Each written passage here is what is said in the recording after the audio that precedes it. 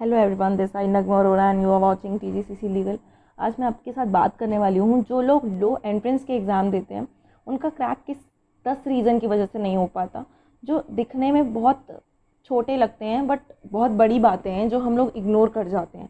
तो इस वीडियो से आपको बहुत कुछ सीखने वाला है, I am sure. Step by step मैं आपसे सारे पॉइंट डिस्कस करूँगी, उनके सोल्यूशन बताऊँगी कि आपको किन चीज़ों पर वर्क करना चाहिए इस टाइम पर, क्योंकि अब बहुत ज़्यादा टाइम नहीं बचा है आप लोगों के एंट्रेंस का।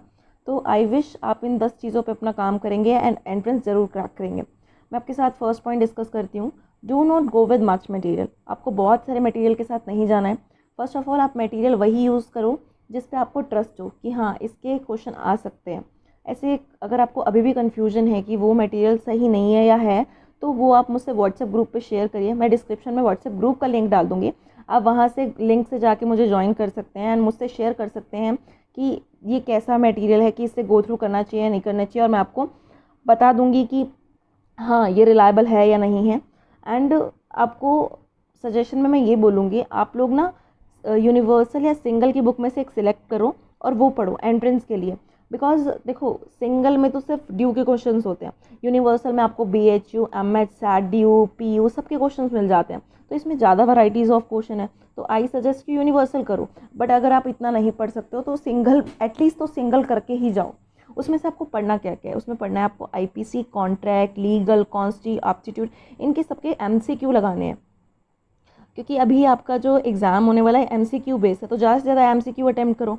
तो MCQ इनके लगाओ और अपना स्कोर देखो और वहाँ से उसमें इम्प्रूवमेंट करने की कोशिश करो।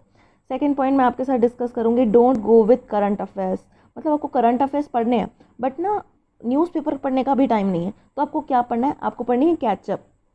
कैचअप एटलीस्ट ख़त्म करो और उसके बाद स्टैटिक जीके और करंट अफेयर्स की बात मैं साथ में करती हूँ। आपको स्टैटिक जीके ना सारी पढ़ने की ज़रूरत नहीं है, सब लोग उसी में लगे पड़े हैं, आपको वो करने की ज़रूरत नहीं है। आप करंट अफेयर्स पढ़ो। करंट अफेयर्स में जिस जिसकी बात हो रही है वो चीज़ लिंक करेगी स्टैटिक जीके से, तो वो चीज़ें आपको पढ़नी है। सारा पढ़ने की कोई ज़रूरत नहीं है, क्योंकि जो करंट अफेयर्स में टच की जाती है ना चीज़ें, वही स्टैटिक जीके में वो पूछता है। तो आपसे बहुत ज़्यादा ऐसे ही जाके कोई क्वेश्चन नहीं पूछने वाले हैं एग्ज़ाम में, LLB के एंट्रेंस के एग्ज़ाम में, तो आप उस पर काम करें। एंड थर्ड पॉइंट में मैं आपके साथ बात करने वाली हूँ, आपके पास अभी जितना भी टाइम है ना, डेली का एक या दो मॉक लगाने की कोशिश करो, अटैम्प्ट करो जितने मॉक टेस्ट आप अटैम्प्ट कर सकते हो। सबसे ज़्यादा मिस्टेक बच्चे क्या करते हैं, मॉक टेस्ट अटैम्प्ट नहीं करते, लास्ट मोमेंट में एग्जाम में उन पर प्रेशर फील होता है क्योंकि मॉक तो अटैम्प्ट किया ही नहीं है, प्रेशर कभी लिया ही नहीं है, तो उस टाइम उन्हें रियलाइज़ नहीं होता कि क्या गलती कर दी। देखो मैं अपना पर्सनल एक्सपीरियंस यहाँ पे शेयर करती हूँ। मैंने एंट्रेंस के टाइम पे ना सारे एंट्रेंस दिए, पर मेरा फर्स्ट जो एंट्रेंस था वो MH सेट का था, और उस टाइम ना मैंने कह सकते हैं कि मॉक अटैम्प्ट नहीं किए थे, बट उसके बाद मेरे को 1 महीना एटलीस्ट मिला था ड्यू का अटैम्प्ट करने का, BHU का, PU का। तो उस टाइम जब मुझे नहीं हुआ ना MH सेट, तो बहुत बुरा तो लगा कि मैं एग्ज़ाम ही पूरा नहीं कर पाई, क्योंकि उस टाइम जो प्रेशर जो आया ना वो मैं नहीं ले पाई। ये मेरा पर्सनल एक्सपीरियंस है। तो उसके बाद जब मुझे 1 मंथ मिला, इस पूरे 1 मंथ में ना मैंने कम से कम 4 से 5 एक दिन में मॉक लगाए ही लगाए। तो आप एटलीस्ट उसको ज़रूर करना। एंड अगर आपको लगता है कि मॉक कौन से अच्छे हैं, तो आप मुझसे इसमें भी कनेक्ट हो सकते हो। मॉक मुझे दिखा देना, मैं आपको बता दूंगी। मैं किसी से भी कनेक्टेड नहीं हूँ, यहाँ मेरी कोई प्रमोशन वगैरह कुछ नहीं है, तो आप लोग मुझसे कनेक्ट कर लेना, मैं आपको बता दूंगी कि आपको कौन से मॉक करने चाहिए। 2-3 शेयर करके बता देना, तो मैं बता दूंगी कि हाँ ये रिलायबल है या नहीं है। ड्यू के एग्ज़ाम को या BU PU के टच कर रहे हैं तो मैं बता दूंगी। तो जब 1 महीने बाद जो वो मेरा एग्ज़ाम हुआ ना, मेरा 1 महीने बाद ड्यू का एग्ज़ाम था, तो ड्यू का मेरा एग्ज़ाम बहुत अच्छा गया। क्यों? क्योंकि मैंने मॉक इतने अटैम्प्ट कर लिए थे ना, उस टाइम जो प्रेशर आया ना मेरे ऊपर, मुझे फील ही नहीं हुआ, मुझे बहुत ही नॉर्मल चीज़ लगी और ड्यू क्रैक हो गया उसके बाद। ओके, तो आप लोग भी ऐसे करना, मॉक ज़रूर अटैम्प्ट करना। उसके बाद हम बात करने वाले हैं कॉन्स्टिट्यूशन की, जो सबसे मेन टॉपिक था, जो मुझे पहले ही बोल देना चाहिए बट कोई नहीं, मैं आप बता देती हूँ। कॉन्स्टिट्यूशन में आपको क्या पढ़ना है। कॉन्स्टिट्यूशन एक तो आपको यूनिवर्सल ख़त्म कर लेनी है। सिंगल कर रहे हो तो ठीक है, यूनिवर्सल कर रहे हो तो बहुत ही अच्छा है। तो आपको करना क्या है, इसको यूनिवर्सल को करने से पहले ना आप लक्ष्मीकांत पढ़ लेना, जिसमें से पॉलिटी आपको पढ़नी है। लक्ष्मीकांत आप देख के डरने की कोई ज़रूरत नहीं है, उसमें से सारे टॉपिक नहीं पढ़ने, कुछ ही टॉपिक्स पढ़ने हैं, मैं आपको बता देती हूँ। वहाँ से आपको एग्जैक्टली 15 to 16 चैप्टर करने हैं, मैं बता देती हूँ आपको कौन से। उसके पार्ट 1 में टोटल 11 चैप्टर हैं, जो कि हैं historical background, making of the constitution, preamble, feature, union and it's territory, citizenship, fundamental right, DPSP and basic structure. ये टोटल 11 चैप्टर होंगे जो आपको करने हैं फर्स्ट पार्ट के अंदर। उसके बाद आपको क्या करना है, पार्लियामेंट, जुडिशरी में भी आपको क्या करना है, हाई कोर्ट, सुप्रीम कोर्ट अच्छे से, और सबॉर्डिनेट कोर्ट भी थोड़ा बहुत पढ़ लेना। तो ये 15 to 16 चैप्टर है जो आपको लक्ष्मीकांत में से पढ़ने हैं। आपको मार्केट से बुक परचेज़ करने की कोई ज़रूरत नहीं है, आपको गूगल पे मिल जाएगा इसका PDF, वहाँ से आप सर्च करके उसको डाउनलोड कर सकते हैं। एंड जो लोग सच में एंट्रेंस क्रैक करना चाहते हैं ना, वो इन चीज़ों को अच्छे से पढ़ लेना। मतलब अगर आप प्रिपरेशन में लगे हुए हो तो आप मैक्स टू मैक्स 2 से 3 दिन या मैक्स टू मैक्स 4 दिन में ये सब पढ़ दोगे। उसके बाद आपको यूनिवर्सल के क्वेश्चन अटेम्प्ट करने हैं। आपको कॉन्स्टिट्यूशन पॉलिटी के जो भी क्वेश्चन होंगे वहाँ से आराम से हो जाएंगे, तो आप वो करना। मैथ्स और रीजनिंग की, आपको मैथ्स और रीजनिंग पढ़नी है या नहीं पढ़नी। देखो अभी तक आप लोगों ने मैथ्स और रीजनिंग को टच किया है तो अच्छी बात है, और अगर आपने अब तक मैथ्स और रीजनिंग को टच नहीं किया है तो मैं आपको बिल्कुल सजेस्ट नहीं करूँगी इस टाइम पे कि आपको कि वो करनी चाहिए, क्योंकि इस टाइम पे उनकी वेटेज कम है। लास्ट 2 ईयर्स से हम देख रहे हैं मैथ्स और रीजनिंग की वेटेज इतनी कम हो चुकी है कि उन लोगों ने अपनी बेइज्जती करवा ली है। मतलब कि मैथ्स के क्वेश्चन टुच्चे से पूछे जाते हैं, टुच्चे से मतलब ऐसे 8th 9th का बच्चा भी सॉल्व कर ले, तो आप भी वो सॉल्व कर ही सकते हैं। ठीक है, अभी आप मैथ्स और रीजनिंग को इग्नोर कर सकते हैं, बट एटलीस्ट यूनिवर्सल और सिंगल जो भी आप कर रहे हो उनके क्वेश्चन ज़रूर अटैम्प्ट कर लेना। एक बार आपको फॉर्मेट वगैरह इतना तो पता ही होना चाहिए, बेसिक तो एटलीस्ट जान के जाओ। इंग्लिश इस टाइम पे काफ़ी लोगों ने की होगी और काफ़ी लोगों ने नहीं की होगी, तो मैं आपको सजेशन दूंगी अगर अभी तक आप लोगों ने इंग्लिश को अटैम्प्ट नहीं किया है, इंग्लिश को पढ़ा ही नहीं है, तो ज़्यादा टाइम देने की कोई ज़रूरत नहीं है। बट पूरा छोड़ने को भी नहीं बोलूँगी, 2 से 3 क्वेश्चन भी मायने रखते हैं। तो मैं यहाँ आपसे बात करती हूँ कि आपको करना क्या है इंग्लिश के लिए। आपको इंग्लिश में ना सिर्फ प्रीवियस ईयर करना है। अब आपको सुन के अच्छा लग रहा होगा सिर्फ प्रीवियस ईयर एक दिन में ख़त्म हो जाएगा, नहीं ऐसा नहीं है। प्रीवियस ईयर्स में ना आपको एक क्वेश्चन के 4 ऑप्शन मिलते हैं।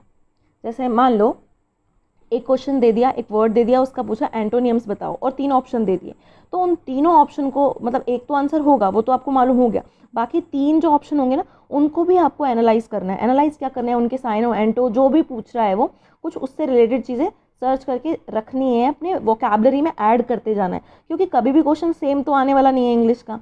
तो क्या होगा, उसके ऑप्शनल में से चीज़ें को देखा जाता है। प्रीवियस ईयर पढ़ने का तरीका ही यही होता है। अगर आपको मेरे से प्रीवियस ईयर की वीडियो चाहिए ना, मतलब एक क्वेश्चन के मैं चारों ऑप्शन को डिस्कस करूंगी, तो आप वहाँ से आपकी काफ़ी हेल्प हो जाएगी। अगर आपको वो वीडियो चाहिए तो कमेंट सेक्शन में मुझे बताओ, मैं उससे रिलेटेड वीडियो बना के आपके लिए डालती रहूँगी। एंड इसके बाद मैं आपसे बात करती हूँ कॉन्ट्रैक्ट की। देखो contract, IPC, taught, family law, ये आप थोड़ा थोड़ा पढ़ोगे एंट्रेंस में। अगर आप नहीं भी पढ़ रहे हो तो इग्नोर कर सकते हो, बहुत बड़ी बात नहीं है। बट अगर आप लोग कर रहे हो तो ये लोग ना, ये सब्जेक्ट ना आपके फर्स्ट सेमेस्टर में हेल्प करेंगे। अगर आप बाकी सब चीज़ें इग्नोर कर रहे हो कर लो, IPC और कॉन्ट्रैक्ट थोड़ा थोड़ा जरूर टच कर लेना। IPC, कॉन्ट्रैक्ट और टॉट सिर्फ ऊपर ऊपर से, ज़्यादा अंदर जाने की कोई जरूरत नहीं है, क्योंकि इतना डेप्थ में नहीं आने वाला। मैंने बताया आपको मेन फोकस कहाँ रखना है, कॉन्स्टिट्यूशन और current affair with static GK. Static GK मैंने बताया कि करंट अफेयर्स वाली करनी है, ज़्यादा करनी ही नहीं है। देन इसके बाद मैं आपके साथ बात कर रही हूँ कि आपको मतलब जो चीज़ देख के डर लगने वाला है एंट्रेंस से, आपको खुद को काम रखना है, डरने की ज़रूरत नहीं है। डरने की ज़रूरत क्यों नहीं है, मैं आपको वो भी बता देती हूँ। देखो आप एग्ज़ाम हॉल में बैठोगे, काफ़ी सारे बच्चे होंगे एंड सबका सिलेक्शन तो होता भी नहीं है। क्यों नहीं होता, क्योंकि 100% स्टूडेंट में से ना सिर्फ 5% स्टूडेंट के बीच में कंपटीशन होता है। जो 95% है वो सिर्फ भीड़ है। वो भीड़ इसलिए है कि उनको कोई ऑप्शन नहीं मिला तो सोचते हैं कि LLB ट्राई करके ही देख ले। मैं यहाँ पे SSC और UPSC वालों की बात नहीं कर रही हूँ, मैं सिर्फ उनकी बात कर रही हूँ जो सिर्फ ऐसे एग्ज़ाम दे रहे हैं। उस 5% के अंदर जिनके अंदर कंपटीशन है ना, उसमें SSC वाले भी हैं, UPSC वाले भी हैं। तो यहाँ मैं आपको डरा रही हूँ कि वो लोग भी एग्ज़ाम देंगे तो उनसे भी कॉम्पीट करना है आपको। तो अपने आप को रेडी रखना, इतना लेवल बढ़ा लो अपना, क्योंकि वो लोग सिर्फ अपने आप को चेक करने के लिए एग्ज़ाम देते हैं। उसमें से आधे लोग अपना सीट लेते ही नहीं हैं, छोड़ देते हैं, बस एनालाइज करने के लिए अपनी नॉलेज को एग्ज़ाम देते हैं, और आधे लोग छोड़ देते हैं।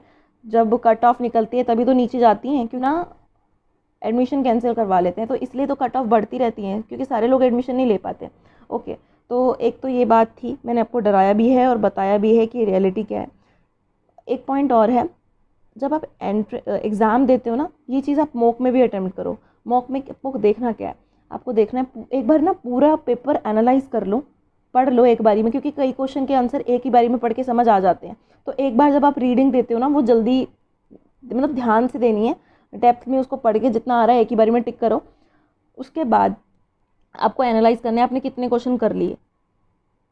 अगर आप लोग को लगता है कि वो एग्ज़ाम टफ़ है तो वो टफ़ सिर्फ आपके लिए नहीं है, आप लोगों ने प्रिपरेशन की है तो बाकी लोगों ने भी की है, वो जो टफ़ है ना वो सबके लिए टफ़ है, आपके लिए टफ़ नहीं है। तो आपको वहाँ पे अब क्वेश्चन एग्जामिनर क्या कह रहा है कि आपको क्वेश्चन छोड़ने, क्योंकि नेगेटिव मार्किंग का मतलब क्या है, नेगेटिव मार्किंग का मतलब ये है कि आप लोग को भीड़ में से अलग करना। तो आप लोग को छोड़ने हैं वो क्वेश्चन, आपको ये भी पता होना चाहिए कि किन क्वेश्चंस को छोड़ना है, किन को अटेम्प्ट करना है। और पेपर ईजी है तो वो आपके लिए नहीं, सबके लिए ईजी है। तो वहाँ पे आपको ज़्यादा खुश भी नहीं हो जाना, क्योंकि अगर आपको ईजी लग रहा है तो वो सबके लिए भी ईजी ही था। तो वहाँ पे आपको रिस्क लेना है या नहीं लेना वो अप टू यू होगा। अगर आपको लगता है लेना चाहिए, आपका एंट्रेंस क्रैक नहीं हो रहा तो आपको वहाँ रिस्क लेना चाहिए, और लग रहा है कि मैंने मोर देन इनफ अटेम्प्ट कर लिया है, मेरा एंट्रेंस क्रैक हो जाएगा, तो वहाँ एक क्वेश्चन का भी रिस्क मत लेना, क्योंकि एक नेगेटिव मार्किंग भी बहुत बड़ी चीज़ को डिसाइड करती है। तो वहाँ रिस्क नहीं लेना है। इससे रिलेटेड बात मैं आपके आगे आने वाली वीडियोस में भी करती रहूँगी, तो डरने की कोई ज़रूरत नहीं है। मैं बता दूँगी किन क्वेश्चंस को छोड़ना है और किन क्वेश्चंस को अटेम्प्ट करना है। तो stay tune, stay connected. And सबसे इम्पॉर्टेंट बात, देखो ये वीडियो ना मैं आपकी हेल्प के लिए बना रही हूँ, मेन पर्पस यहाँ पे मेरा हेल्प करना है। बाकी लाइक शेयर कमेंट हर यूट्यूबर चाहता है, तो मैं भी चाहती हूँ, बट ये मैं अपने पर्सनल कनेक्शन से बता रही हूँ कि टाइम निकालो, और जो लास्ट में जो मैंने रैंकर्स की वीडियो डाली है ना, आप एटलीस्ट उन वीडियोज़ को देखो। और क्यों देखो, वहाँ से एनालाइज करो कि आप लोग किन गलतियों को कर रहे थे। एक रैंकर आपको बेटर चीज़ें बता सकता है कि आपको क्या चीज़ करनी है, क्या चीज़ नहीं करनी। उन लोगों ने हवाबाजी भी नहीं की होगी कि उनका कोई इंस्टीट्यूट नहीं है, कुछ नहीं है। अगर कोई इंस्टीट्यूट होता, पेपर सेलिंग होती, तो हाँ वो हवाबाजी कर सकते थे, बट यहाँ उन्होंने पर्सनली आपकी हेल्प के लिए वो वीडियो भेजी थी मुझे कि हाँ उस चीज़ें आप चैनल पर डालो। तो मुझे लगा कि आपको ये वीडियोज़ देख लेनी चाहिए, ताकि आप एनालाइज कर सको कि आप किन चीज़ों को नहीं कर रहे हैं, किन चीज़ों को इग्नोर कर रहे हैं। और इतने कम टाइम में आप खुद एनालाइज करिए कि उनमें से आप कौन सी चीज़ ऑप्ट कर सकते हैं, और उन पे काम करना शुरू करिए। आप उस वीडियो को देखने से पहले ना एटलीस्ट अपने पास कॉपी पेन रख लेना, क्योंकि मैं डेफिनेटली श्योर हूँ इस बात पे कि आपको वहाँ से कुछ ना कुछ सीखने को ज़रूर मिलने वाला है। क्योंकि वहाँ से आपको भी अपनी मिस्टेक्स पता लगेंगी कि आप किन चीज़ों को नहीं देख रहे थे और उन रैंकर्स ने देखा है। वो आपको रैंकर के बिहाफ पे सारी चीज़ें नहीं बता रहे हैं, वो इस बिहाफ पे बता रहे हैं कि आपका एटलीस्ट एंट्रेंस क्रैक हो जाए। जैसे उन लोगों ने एंट्रेंस क्रैक किया है तो आप भी कर सके, और आपकी मोर देन प्रिपरेशन हो चुकी है, आप लोग रेडी हैं एग्जाम के लिए, तो किस चीज़ का वेट कर रहे हो। रैंकर्स की वीडियो देखो, उन लोगों ने क्या चीज़ अप्लाई की है और आपको क्या लगता है कि आप लोगों ने वो चीज़ नहीं की है। तो अगर आपको लगता है वो करना चाहिए तो आप करिए। मैं ये नहीं बोलूँगी कि हर रैंकर की स्ट्रैटेजी सही होगी, सबकी अपनी अपनी स्ट्रैटेजी होती है, बट कोई रैंकर अपनी अपनी बातें शेयर कर रहा है without any promotion, without anything, तो उसमें कुछ रियलिटी होगी ना, तो उसको जाके ज़रूर देखो। हाँ, तो लाइक कमेंट शेयर ज़रूर करना है। Thank you so much. And connect करना है तो व्हाट्सएप ग्रुप पे जाके कनेक्ट कर सकते हो। All the best, all the very best for your exam, and मिलते हैं जल्दी कैंपस में।